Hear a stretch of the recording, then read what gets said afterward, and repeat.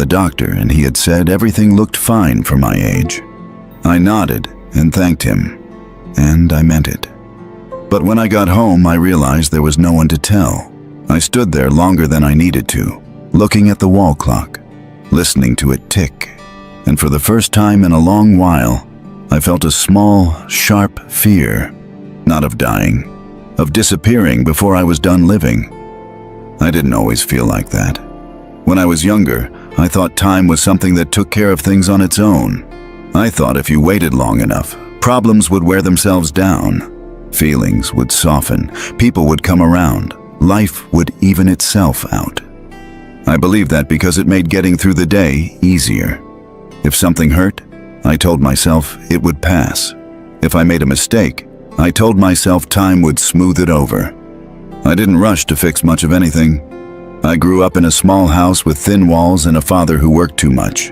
My mother cooked the same meals every week, not because she loved routine, but because it was cheaper and easier. I learned early how to stay out of the way. I wasn't unhappy. I just didn't ask for much. When I left school, I took the first steady job I could find. It wasn't something I dreamed about. It paid the bills, and that felt like enough. I met my wife in my 20s. She laughed easily and didn't talk much about the future. That suited me. We married, rented a place, bought a bigger one later. We had children. We did what people around us were doing.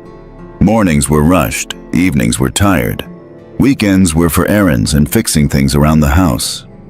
There was always something that needed doing, and I took comfort in that. Being busy kept me from thinking too hard. I went to work every day at the same time. I ate lunch from a brown bag most days. I came home, washed my hands, sat down for dinner.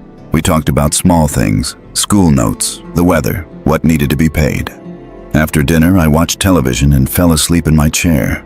I told myself this was life. This was how it was supposed to be, and maybe it was. Years passed quietly, not in big jumps, but in small steps that didn't feel like movement. One Christmas blended into the next. One birthday